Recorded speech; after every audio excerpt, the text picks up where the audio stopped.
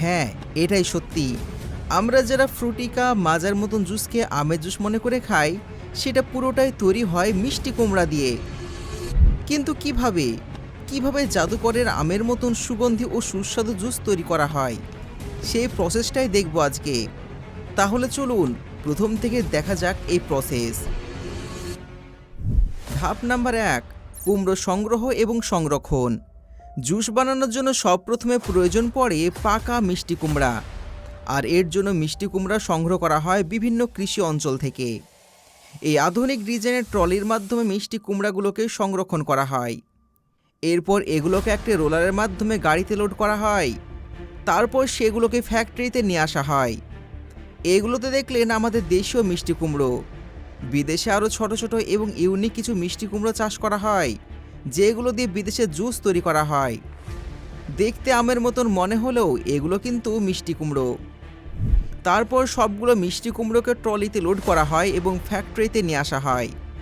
আপনারা লক্ষ্য করলে দেখতে পাবেন যে রাস্তা দিয়ে মিষ্টি কুমড়ো বোঝাই করা ট্রাক যায়, যা দেখে আমরা মনে করি এগুলো গ্রাম থেকে শহরে নিয়ে যাওয়া হচ্ছে খুচরা বিক্রি করার জন্য। কিন্তু আমাদের ধারণা সম্পূর্ণ ভুল। এই সমস্ত মিষ্টি কুমড়োগুলো চলে যায় ফ্যাক্টরিতে, যেগুলো দিয়ে জুস তৈরি করা হয়।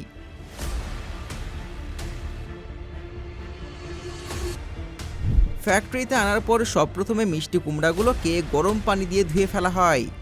গরম পানি দিয়ে ধোয়ার ফলে কিছুদিনের মধ্যে মিষ্টি কুমড়োগুলো লাল হয়ে যায় এবং সংরক্ষণের জন্য কোল্ড স্টোরে রাখা হয়, যাতে সেইগুলো দীর্ঘদিন সতেজ থাকে।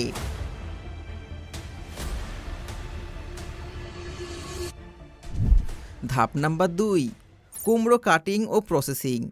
এই ধাপে কুমড়োগুলোকে ছোট ছোট টুকরো করা হয় এবং এর মধ্যে থেকে বীজ এবং খোসা আলাদা করা হয়।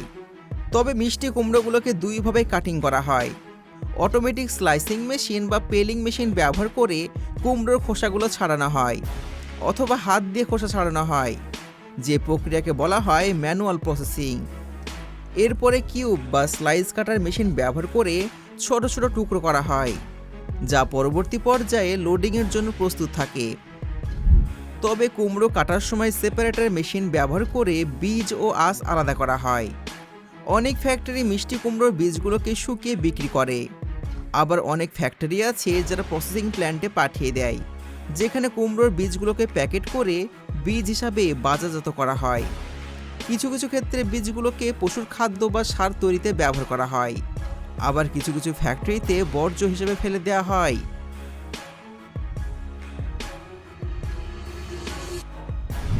এরপর কুমড়োর পিসগুলোকে ভালো করে ধুয়ে ফেলা হয়। তারপরে ছোট ছোট টুকরো করে এগুলোকে মেশিনের সাহায্যে পেস্ট তৈরি করা হয়।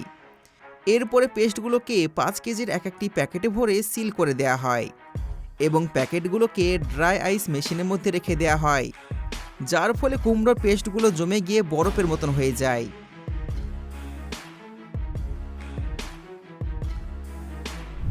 ধাপ নাম্বার ৩, ফ্লেভার ও রং মেশানো। এবার আসে আসল মজার ব্যাপার। এই সেদ্ধ করা কুমড়োর মধ্যে বিশেষ কেমিক্যাল ও ফ্লেভার মেশানো হয়, যা এটিকে আমের মতন সুগন্ধি ও সুস্বাদু করে তোলে। এই ধাপে সবপ্রথমে সুগার সিরাপ তৈরি করা হয়। তো প্রথমে একটি মেশিনে পানি গরম করা হয়, তারপর সেখানে চিনি দেওয়া হয় এবং কিছুক্ষণ জাল দেওয়ার পরে সুগার সিরাপ তৈরি হয়ে যায়। সুগার সিরাপ তৈরি হয়ে গেলে সেখানে কুমড়োর পাল্পগুলোকে সুগার সিরাপের মধ্যে ঢেলে দেওয়া হয়। তারপরে কিছুক্ষণ ভালোভাবে ব্লেন্ড করলে তৈরি হয়ে যায় কুমড়োর জুস। কুমড়োর রং হালকা হলুদ হয়। এতে আরও কিছু রং মেশানো হয়, যাতে এটি একেবারে আসল আমের জুসের মতন মনে হয়। এবার আসল কথায় আসা যাক, যেখানে আমের স্বাদ কিভাবে আনা হয়। আমের স্বাদ আনার জন্য ব্যবহার করা হয় ম্যাঙ্গো ফ্লেভার এবং কনসেন্ট্রেট। কিছু কিছু ক্ষেত্রে প্রাকৃতিক ম্যাঙ্গো পাল্প বা কনসেন্ট্রেট ব্যবহার করা হয়, যা আসল আমের মতন স্বাদ এনে দেয়। পাকা আমের মতন স্বাদ বাড়িয়ে তোলার জন্য গ্লুকোজ সিরাপ বা ফুটরোজ সিরাপ যোগ করা হয়। আমের মতন হালকা টক মিষ্টি ফ্লেভার আনার জন্য ব্যবহার করা হয় সিট্রিক অ্যাসিড। আর আমের মতন সুগন্ধি তৈরি করতে ব্যবহার করা হয় ম্যাঙ্গো ফ্লেভার বা অ্যারোমা কেমিক্যাল।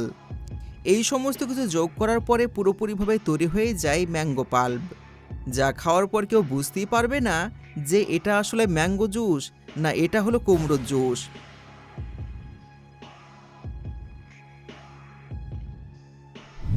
ধাপ নাম্বার ৪, এবার আসে ফিল্টারিং এবং পেস্টারাইজেশন।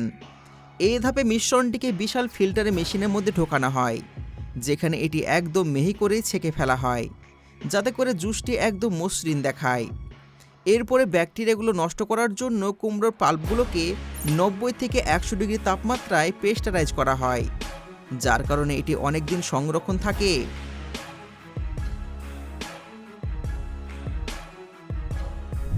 ধাপ নাম্বার 5, বোতলজাত করা এবং প্যাকেজিং করা। এবার এই মিশ্রণটিকে বোতলে ভরা হয়। বোতলে ভরার আগে জুসকে টেস্ট করা হয়। জুসকে টেস্ট করার জন্য ল্যাবে পাঠানো হয়। ল্যাবে বড় বড় সায়েন্টিস্ট দ্বারা এগুলোকে টেস্ট করা হয়, যাতে করে বোঝা যায় জুসগুলো খাবার উপযোগী কিনা। তারপর সমস্ত টেস্ট কমপ্লিট হয়ে যাওয়ার পর পারমিশন দেওয়া হয়।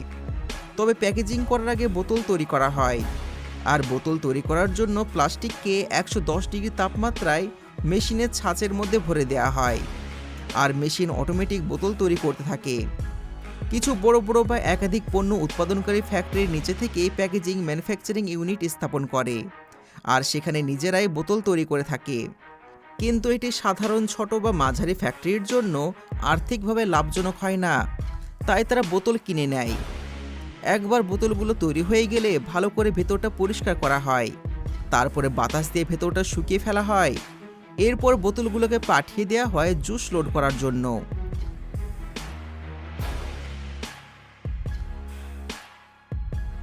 বোতল তৈরি করার পর থেকেই সব কাজ মেশিন নিজে থেকে করতে থাকে। বোতলের ভেতর জুস ভরে সেগুলোকে প্যাকেজিং করে তারপর প্যাকিং হয়ে গেলে উপরে লেবেল লাগিয়ে দেওয়া হয়। সব কিছু মেশিনের মাধ্যমে করা হয়। তারপরে শ্রমিকরা সেগুলোকে কার্টুনে ভরে প্যাকেজিং করে ফেলে।